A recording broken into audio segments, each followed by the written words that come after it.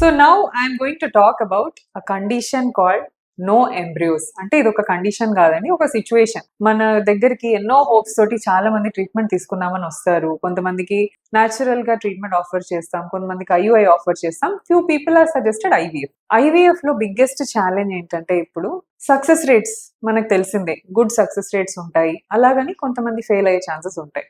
But ఇంకొక problem ఏంటి IVF లో అని అడిగితే ఎంబ్రియోస్ రాకపోవటం.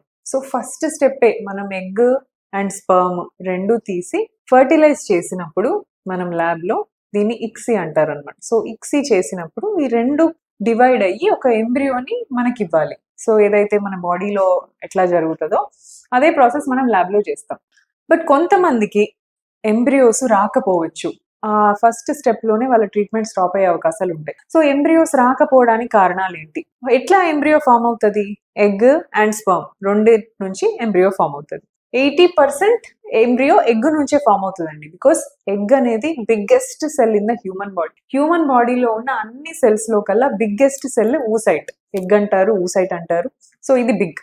స్పర్మ్ నుంచి మనకి వచ్చేది జస్ట్ న్యూక్లియస్ మాత్రమే, జెనెటిక్ మెటీరియల్ మాత్రమే స్పర్మ్ నుంచి వస్తుంది అనమాట. సో ఎగ్ లో ఉన్న జెనెటిక్ మెటీరియల్, స్పర్మ్ లో ఉన్న జెనెటిక్ మెటీరియల్, అలాగే ఎగ్ లో ఉన్న సైటోప్లాజం ఫ్లూయిడ్ అంతా కూడా.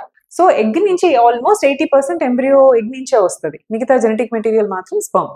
కొంతమందికి ఈదర్ బ్యాడ్ ఎగ్స్ ఉండటం వల్ల మనం పికప్ చేసినప్పుడు ఐవీఎఫ్ లో ఒక పార్ట్ ఆఫ్ ద ట్రీట్మెంట్ లాగా వీ పికప్ ది ఎగ్స్.